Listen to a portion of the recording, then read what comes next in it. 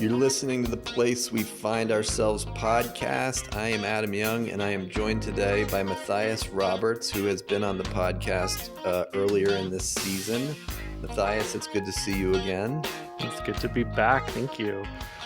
Today is, last time was pretty vulnerable and autobiographical, but this is a new level of that because you, like so many other courageous guests, have volunteered to read a story from your growing up years today. But before we get to that, let's just talk a little bit about how did you get involved in your own story work? Like, what prompted you to begin to engage your story? It's kind of accidental. I, I went to the Seattle School of Theology and Psychology, going in just to get a theology degree. And they had this thing as first year students where we had to be in a story group. And I had no idea why we were doing that. I didn't really want to do it. I didn't see the point of it. But slowly, as we did that work, I realized there's something happening in here. The leaders of those groups asked us to pay attention to what is happening in your body and pay attention to when you leave your body, which were two things that I had never thought about before, especially the part of leaving my body. I didn't even know what that meant. And it didn't blow the world open for me, but it slowly started this introspection, this interest, seeing all these other people are seeing things that I never noticed in stories that I thought I was an expert on. And that led me eventually to the Allender Center, where I got deep engagement with my stories. And the story I'm bringing today is one of those stories that kind of cracked things wide open for me. So it starts with your experience at the Seattle School in the story group. And that was, some years ago.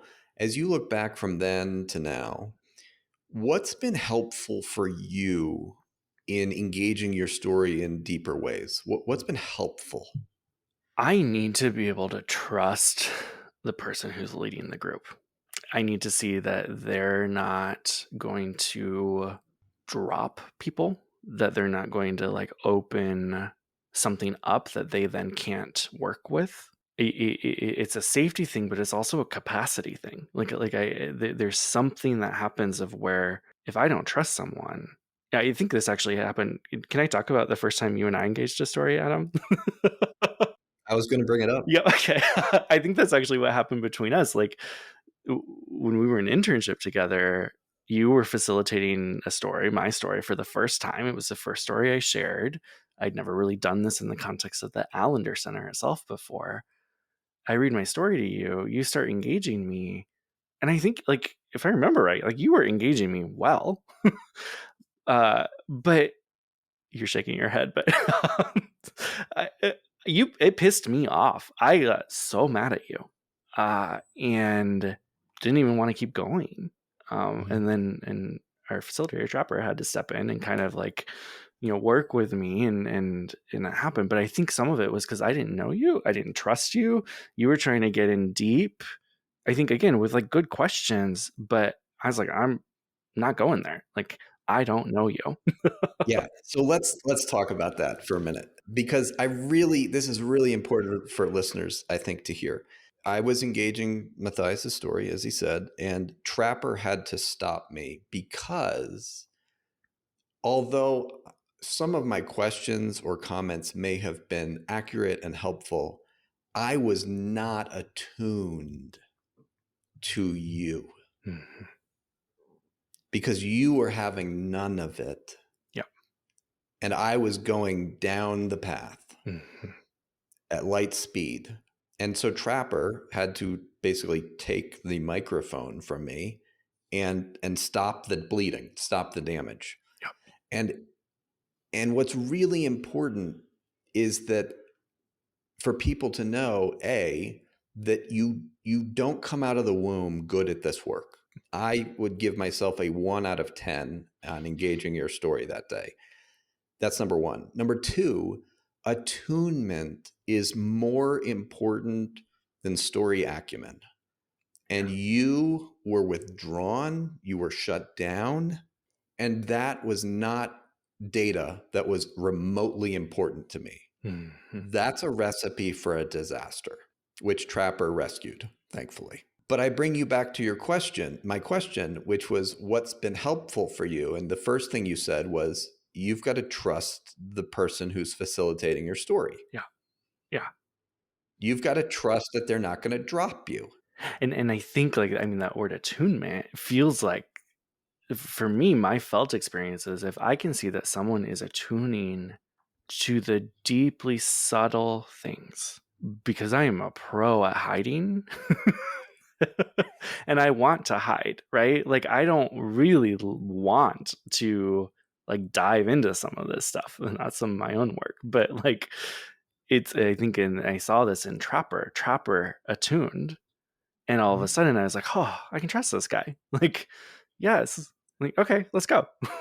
Right. And so that's just, I just want to pause you there because that is just so, so well said. What happened in that moment when Trapper attuned? What basically happened was repair happened, even though I wasn't the one who was doing the repair. Trapper attuned to you, and your body came back online, Mhm.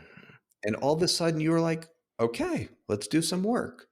It didn't take much, but it required his verbal and nonverbal communication to you to let you know that he knew that it was not going well with Adam Yep.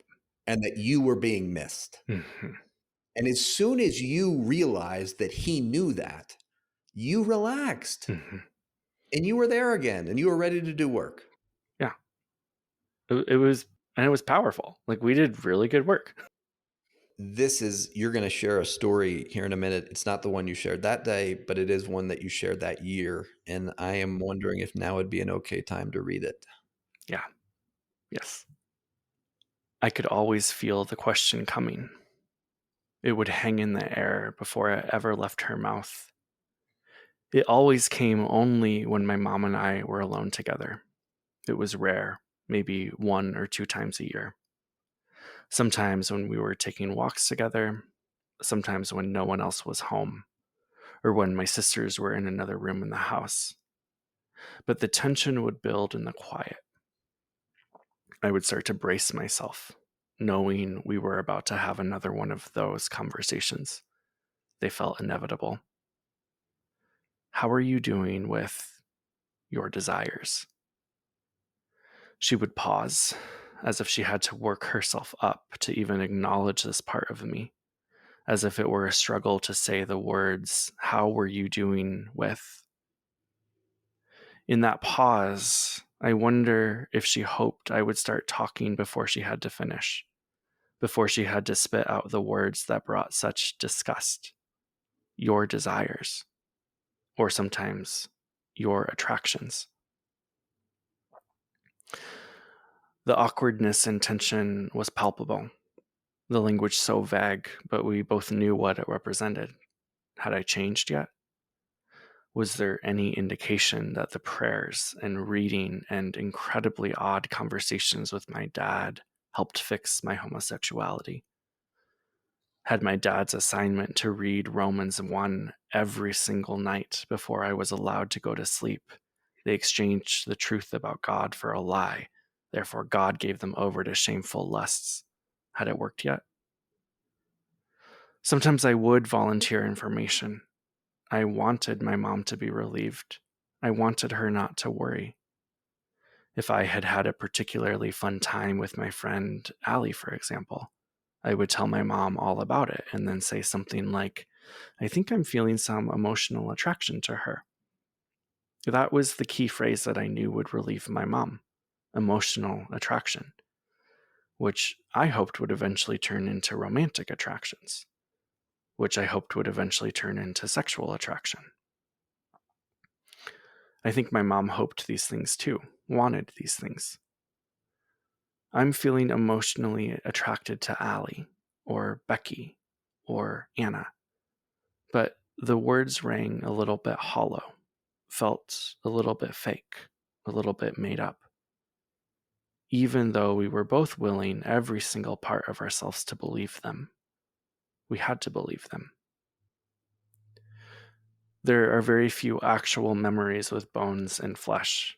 Places, times, actual conversations escape me. I remember standing in the kitchen doing dishes, my mom getting ready to make bread, or maybe start prepping for dinner. My sisters, I don't know where they were. In the quiet, the beginnings of the wash of shame. My mind would start racing. What could I say that would be truth-filled, and that would also give hope to my mom's breaking heart? What girl that I had recently interacted with could I talk about in a way that would convince both of us that things indeed were changing? I knew very well they weren't changing. My dad would find evidence of porn, followed by a very awkward meeting ending with, "I'm not going to tell your mother. You shouldn't either." That always felt like a relief, like grace, like my dad was on my side. It felt so much worse when she would find the evidence. "How are you doing with your attractions?" She would pause what she was doing and look at me with concern as my stumbling answer poured out. "I had a lot of fun with her. She seems like the kind of person I might want to marry someday." I don't know what my mom would say next. She was always gentle and kind, understanding, but I crawled with discomfort, grief, knowing but not knowing that I was misleading her. What even was the truth? It couldn't be that things weren't changing, because they had to. God promised they would. But my stomach would tighten, and I would look down, away, anywhere but her eyes as I answered. I'd mutter a few more things, and eventually, finally, the moment would pass. She would smile again, or give me a hug, or say something encouraging. I had survived another one. And when it was done, I knew the timer was reset. Relief. Months of not having to talk about it. Months where just me and God could work on my problem, and I wouldn't have to search my friendships for emotional attraction, whatever that was. Months where things felt almost normal, despite my deep, dark secret that my parents could barely acknowledge. The moment after my mom was my favorite moment. We were close again. Everything was going to be okay. Thank you, Matthias. What's it like reading it? I know you've engaged it many times. What's it like reading it today? Today I feel pretty disconnected from it. I think I think some of it is we're not in the same room, and all of the we're recording, all those things I think are in the midst of it. But also deep memory of the discomfort. I think that's the thing that I feel most. I even I'm noticing in my stomach that tightness, that kind of gross feeling of something just does not feel good about these moments. So is it okay if we just kind of start at the beginning and go through it together? Mhm. Yeah. The first thing that strikes me is that the question from your mother only happened when it was just the two of you. Yes. What do you make of that now? I have come to learn how deeply triangulated I was with my mom. I make sense of it now as this was a ritual of that triangulation.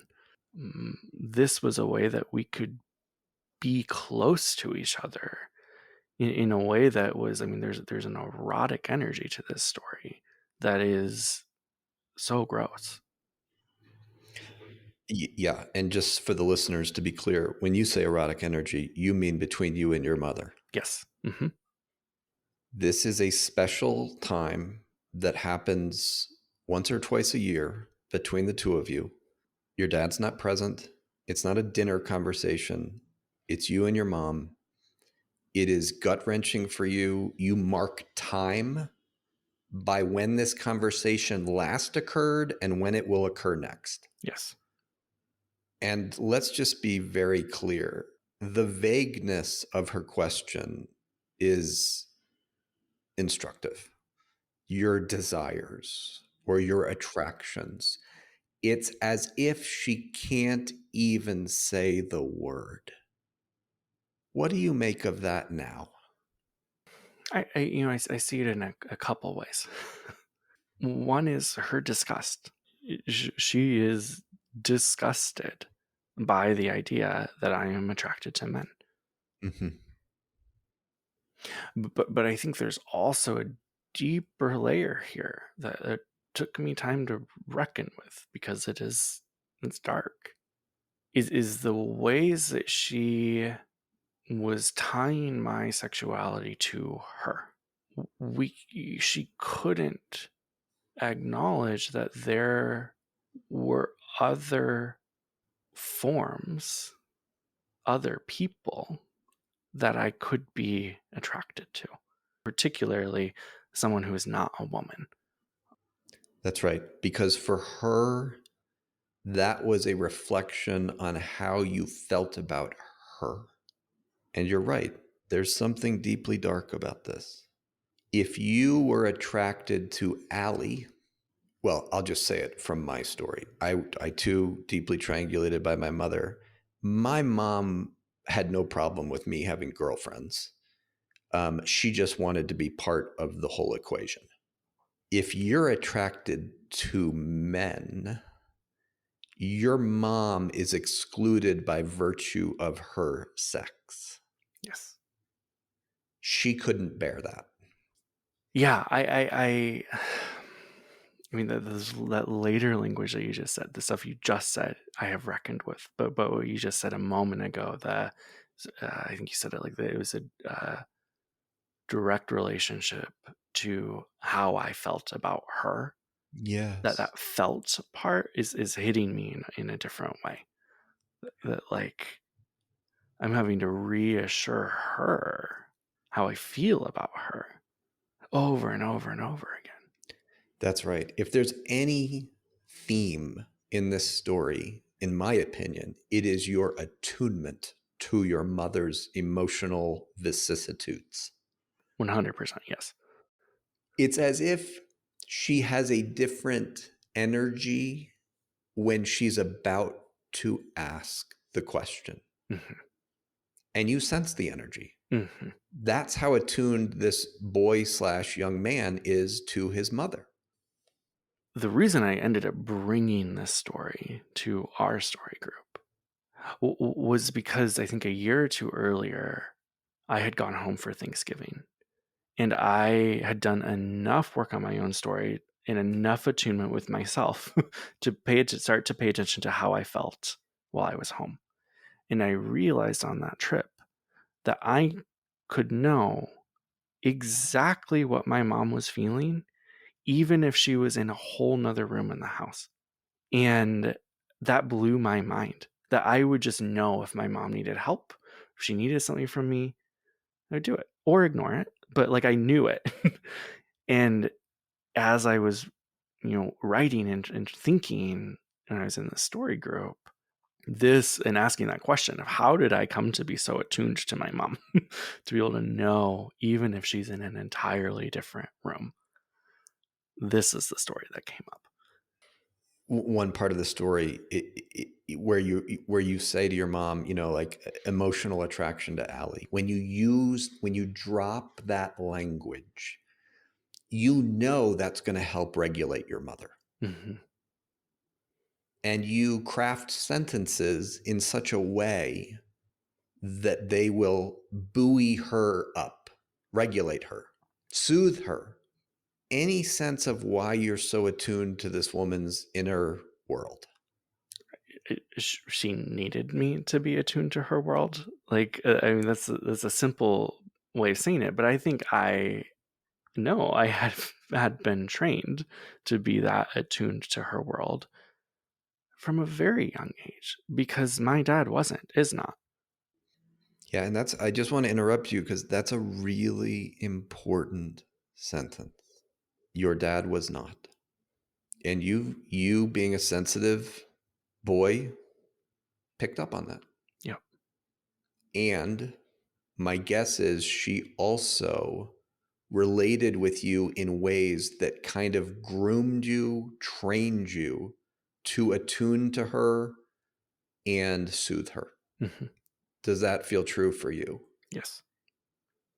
I'm going to ask you this question, but I don't know the answer for me, so I don't know how you can answer it. But what was that like for you?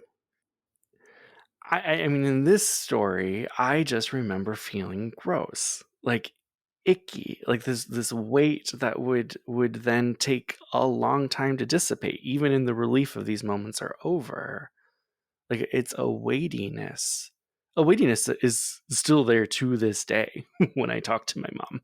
Like I have to actively try to not attune to her because I will lose myself in that attunement and not be honest.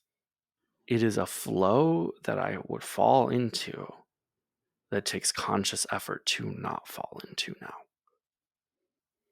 It's a little bit of a non sequitur, but there's a part of your story that I really want to emphasize where you write this. The words when you say you're feeling emotionally attracted to Allie or Becky or Anna, whoever, but the words rang a little bit hollow, felt a little bit fake, a little bit made up, even though we were both willing every single part of ourselves to believe them. We had to believe them. And then you write this: there are very few actual memories with bones and flesh.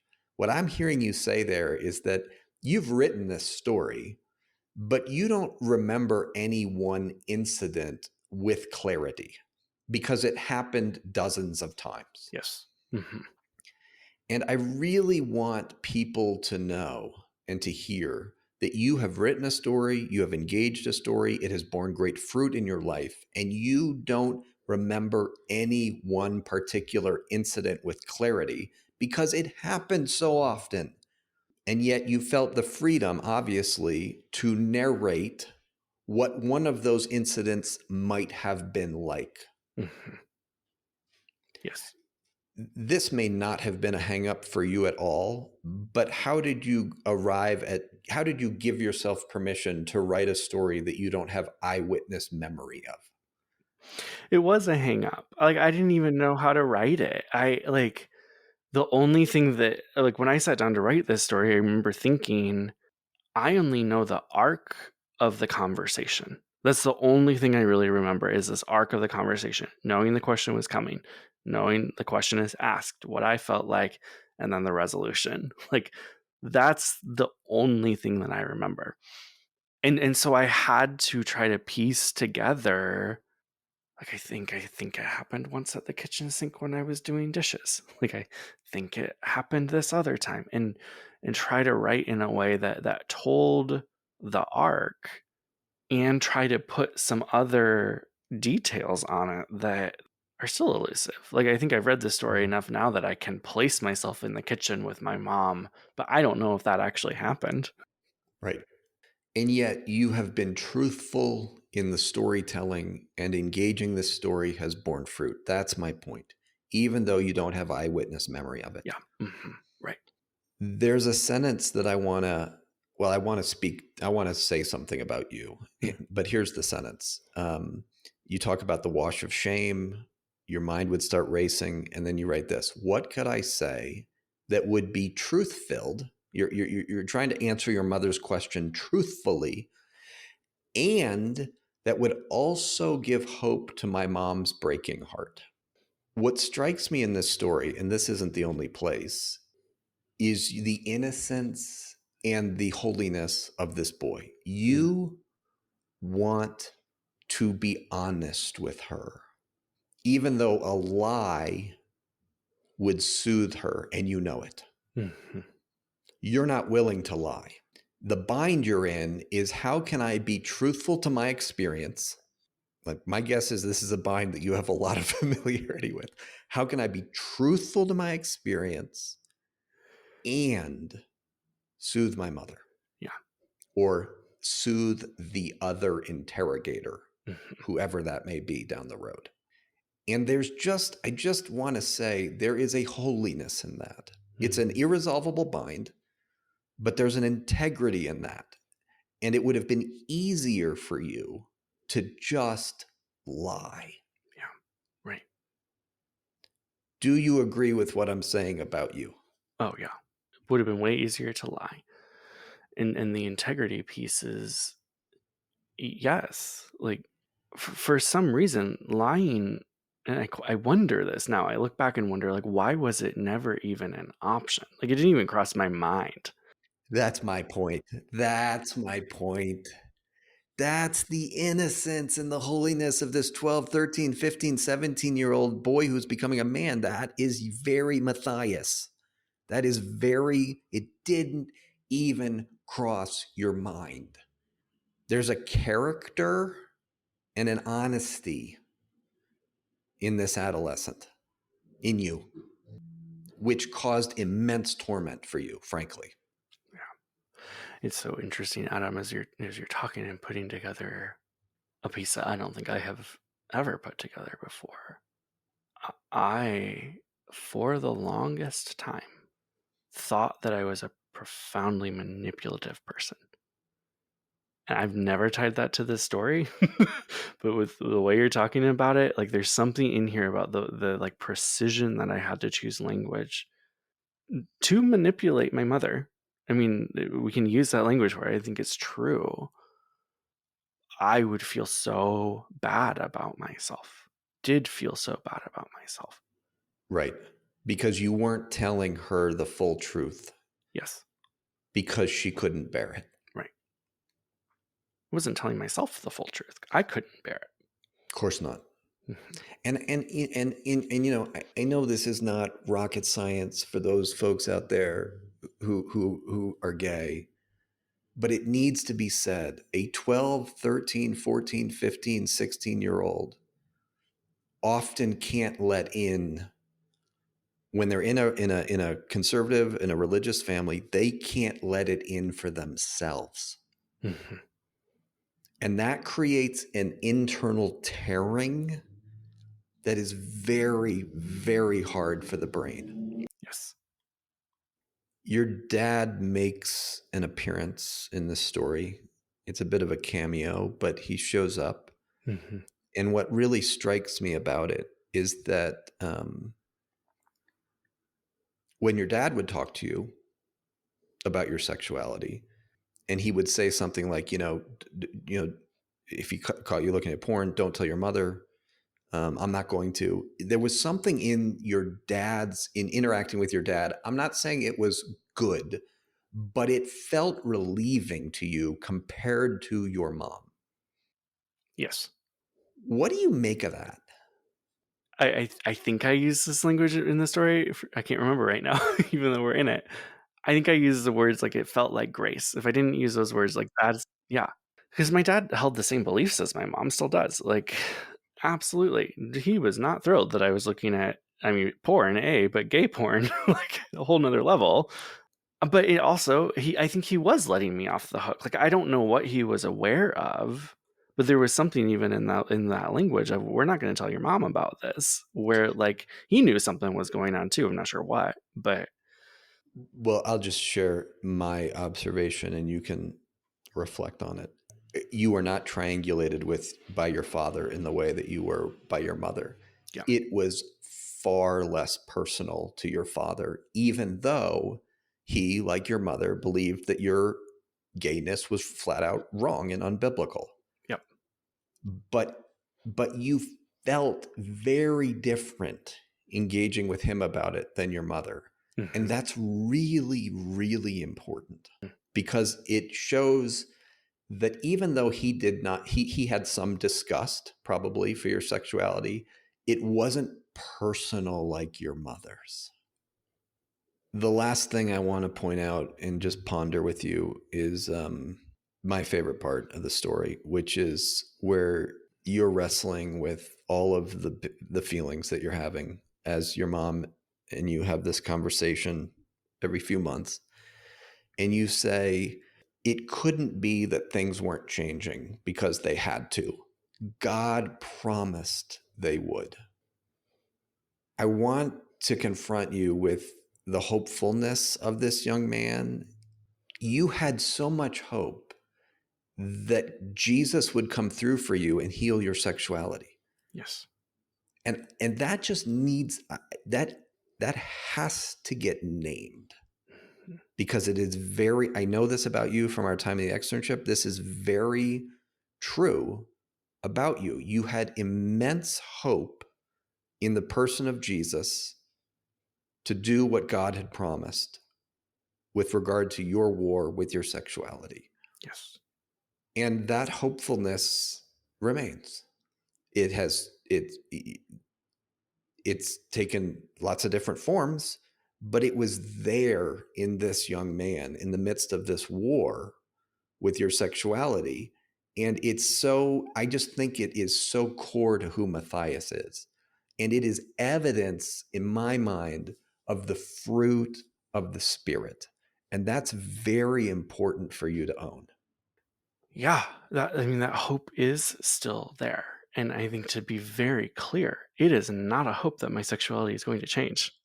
I think one of the most profound moments of my life was when I had to have like a little conversation with God, where, I mean, God didn't literally speak to me, but had to reckon with that sense of, what if your sexuality was never broken? What if this is the thing that is not broken about your sexuality? What if you are exactly who I created you to be, this included, and that this can be called blessed and good? Yes. Yes. And what was that like for you, that moment with God, or moments? It was moments. It took a long time. Uh, relieving, hard to believe. I mean, like a weight that is like the size of South America rolling off this young man's back. Yes. Yes. And I want to be really clear about why this conversation with God was so important to you. It was only important to you because God was important to you. Yes. Yeah. You could have easily told God and Christianity to take a hike and Hmm. found more shalom inside, more peace. Hmm. The reason you were so tormented is because you loved God. Is that fair? Yes. Hmm. Yeah, and that changed so much. It freed me up to actually have a relationship with God, Jesus. It didn't have to be torment anymore, or this continual constant confession, begging, I need to change, or there's something so wrong with me that our relationship is built on shame, into freedom. How has this story followed you, Matthias? How has it shaped your adulthood? How do you see it connected to your present life, if at all? I think that word integrity is where this story shows up. And several of the other stories, like back to that first day with you and I and Trapper. I think it was that day that Trapper said, "You are a man of deep integrity." Yes, I remember that. And that, it just caught me so off guard, but also resonated so deeply. But I was like, can I even own that? Like, can is that true? Because I'd been told my whole life that I didn't have any integrity. Oh, and these pieces that you are honing in on, I think, in the story, are things that I can now see too and say, like, yes, that little boy was trying so hard to tell the truth in every way, in a truth that couldn't be told. Like, that bind you said, how do I soothe my mother and tell the truth? And I think there's a brilliance there and a deep grief there too. Last question before we end. Your posture towards the boy in this story, the adolescent, how has it changed over the years? I think there's a continued fondness and kindness that is growing. I don't think I don't think it would be true to say that I ever hated this boy. I don't think that's true. There was a lot of, I think, shame, deep shame. And I think like that shame has dissipated. It's not gone, but it's dissipated a lot. And I can look back and be able to say like, oh, he had a lot of integrity. He was brilliant. Like emotional attraction. Like what in the world is that? I think Allie might be the kind of girl I want to marry someday. I mean, you're working, you're creating, you're very creative in dealing with your mother's deep, deep insecurity. Yes. Yeah. Matthias, I don't know how to say thank you for sharing such a vulnerable story in a public space, but from the bottom of my heart, thank you for your time today. And thank you. And thanks for being someone I can trust.